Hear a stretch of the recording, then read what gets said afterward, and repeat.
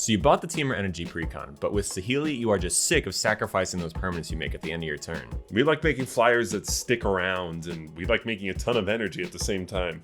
Man, I love flying. And if you want to employ the MILF strat, cut these 20 cards from the Precon, so that you can make room for these 20 cards. Let's talk about it. Pia Nalaar, Chief Mechanic. I was actually really impressed. If you watched our Saheeli video, this deck comes with a lot of cards that generate Thopters. It's really equipped to put Pia Nalaar at the helm. And Pia in general just craps out energy. But first, we have to cut some cards. Our first 5 are Servant of the Conduit, Commander Sphere, Cultivator's Caravan, Midnight Clock, and Chromatic Lantern. Look, we both think Pia does so well when you're low to the ground, generating a ton of energy. We do not need these 3-mana dorks, especially when our commander is looking to come out as soon as possible. And Servant of the Conduit is horrible. Our next 5 cuts are Aethertide Whale, Aether Squall Ancient, Aetherworks Marvel, Confiscation Coup, and Architect of the Untamed. All of these cards ask us to pay a bunch of energy, which I'm already planning to do with Pia. So we're never going to have the energy lying around, which means I don't want to draw them. Our next 5 are One with the Machine, Conjurer's Closet, Duplicate, Solemn Simulacrum, and Panharmonicon. These were all made to be the value engines of the deck, but they just aren't good enough. It's really focused on ETBs for a reason I can't understand. Like, some of the creatures in here have cool ETBs, but not enough of them to make these worth it. And then our last 5 cuts are Explosive Vegetation, Bootlegger's Stash, Triplicate Titan, and the 2 Bridges. The Precon came with a few too many lands. And also, I really truly do not understand why Bootlegger's Stash and Triplicate Titan are in this deck. 9 mana. I get it, but 9 mana. Yeah. As a little bonus, of course, we're going to help you adjust the land base of the Precon. We got to cut Evolving Wilds, Temple of Epiphany, both Snarls, and surprisingly, Aether Hub. In Saheeli, I actually really wanted the energy this made, and then I was planning to just tap this for colorless. But in this deck, I have all the energy I could need, so a land that makes colored mana shouldn't cost me energy every time. It's the same thing like Servant of the Conduit. Why are you upset. paying for that? It's annoying.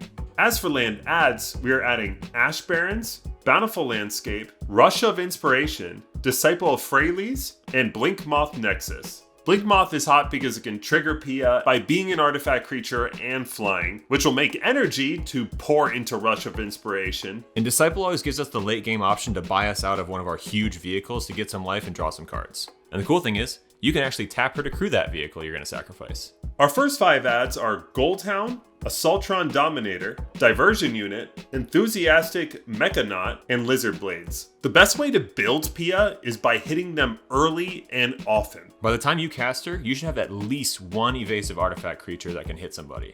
And these all bring some kind of upside. First Strike and Double Strike also are just so valuable when you are looking for instances of damage hits. A First Strike and regular damage can both hit and both trigger Pia. Our next adds are Edric, Spymaster of Trest, Professional Facebreaker, The Indomitable, and Sharding Sphinx.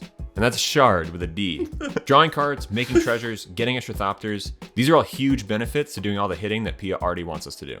And to make sure we're hitting, we have Bower Passage, Desynchronization, and Calamity of Cinders. Simply, these all open up the floodgates for us to get so many triggers.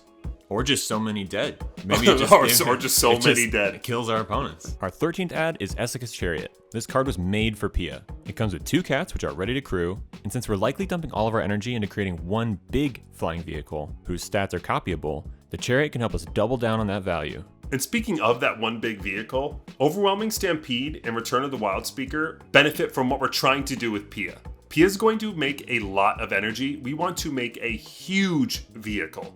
This vehicle draws us a lot of cards or buffs the crap out of our Thopters. I'm holding off for 8/8s, 10/10s, 12/12s, baby. Huge vehicles, for sure. Our 16th and 17th adds are Saheeli, Filigree Master, and Slicer, Hired Muscle. Saheeli makes hasty Thopters right on curve with Pia, and Slicer is an absolute menace of an artifact creature.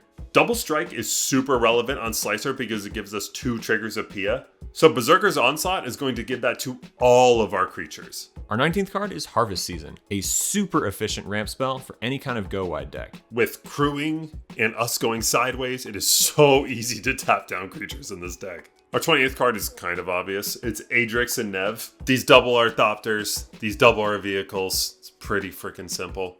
And the cool thing about Pia's vehicles is that their base power and toughness are equal to X. It's not like counters or anything. So you make a copy of it, it is just as big as the first one. We're done. Done with that one. Well, we need an outro. We did the outro. The first one. Fine. Pia is Chandra's mom. That's crazy. Yeah. Chandra's mom. She's got it going on.